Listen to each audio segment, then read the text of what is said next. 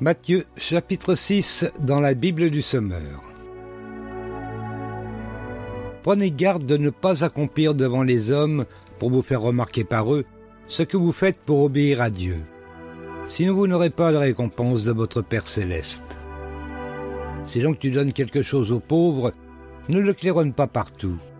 Ce sont les hypocrites qui agissent ainsi dans les synagogues et dans les rues pour que les autres chantent leurs louanges. Vraiment, je vous l'assure, leur récompense, ils l'ont d'ores et déjà reçue. Quant à toi, si tu veux donner quelque chose aux pauvres, que ta main gauche ne sache pas ce que fait ta main droite. Que ton aumône se fasse ainsi en secret, et ton Père qui voit dans le secret te le rendra. Quand vous priez, n'imitez pas ces hypocrites qui aiment à faire leurs prières debout dans les synagogues et à l'angle des rues. Ils tiennent à être remarqués par tout le monde. Vraiment, je vous l'assure, leur récompense, ils l'ont d'ores et déjà reçue. Mais toi, quand tu veux prier, va dans ta pièce la plus retirée. Verrouille ta porte et adresse ta prière à ton Père qui est dans le lieu secret. Et ton Père, qui voit dans ce lieu secret, te le rendra.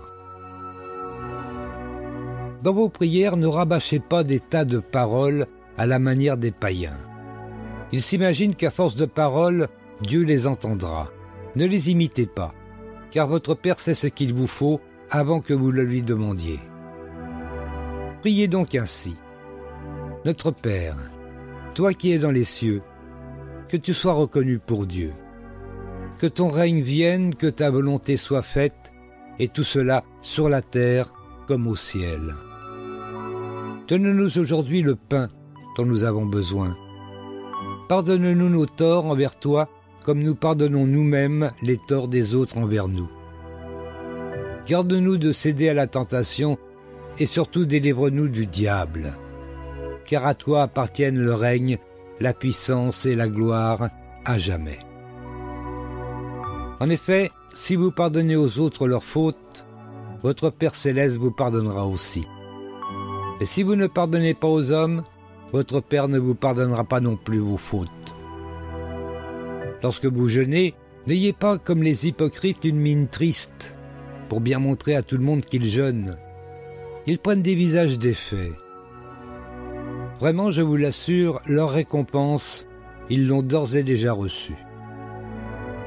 Toi, au contraire, si tu veux jeûner, parfume tes cheveux et lave ton visage, pour que personne ne se rende compte que tu es en train de jeûner.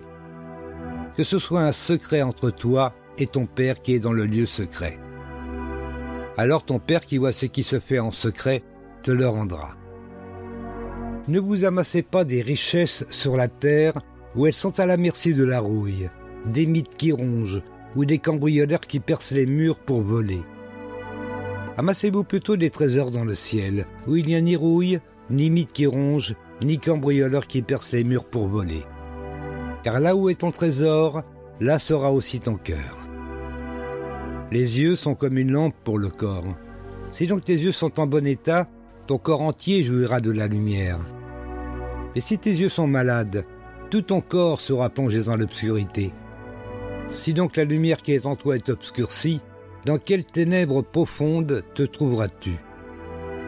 Nul ne peut être en même temps au service de deux maîtres, car ou bien il détestera l'un et aimera l'autre, ou bien il sera dévoué au premier et méprisera le second. Vous ne pouvez pas servir en même temps Dieu et l'argent. C'est pourquoi je vous dis, ne vous inquiétez pas en vous demandant qu'allons-nous manger ou boire? Avec quoi allons-nous nous habiller? La vie ne vaut-elle pas bien plus que la nourriture? Et le corps ne vaut-il pas bien plus que les habits? Voyez ces oiseaux qui volent dans les airs. Ils ne sèment ni ne moissonnent. Ils n'amassent pas de provisions dans les greniers. Et votre Père céleste les nourrit. N'avez-vous pas bien plus de valeur qu'eux? D'ailleurs, qui de vous peut à fortes inquiétudes prolonger son existence, ne serait-ce que de quelques instants? Quant aux vêtements, pourquoi vous inquiéter à leur sujet? Observez les lys sauvages. Ils poussent sans se fatiguer à tisser des vêtements. Pourtant, je vous l'assure, le roi Salomon lui-même, dans toute sa gloire, n'a jamais été aussi bien vêtu que l'un d'eux. Si Dieu habille avec tant d'élégance la petite plante des champs qui est là aujourd'hui, et qui demain sera jeté au feu, à plus forte raison, ne vous vêtera-t-il pas vous-même? Ah, votre foi est encore bien petite. Ne vous inquiétez donc pas et ne dites pas « que mangerons-nous ou que boirons-nous, avec quoi nous habillerons-nous » Toutes ces choses, les païens s'en préoccupent sans cesse. Mais votre Père qui est aux cieux sait que vous en avez besoin. Faites donc du règne de Dieu et de ce qui est juste à ses yeux votre préoccupation première, et toutes ces choses vous seront données en plus. Ne vous inquiétez pas pour le lendemain se souciera de lui-même, à chaque jour suffit sa peine.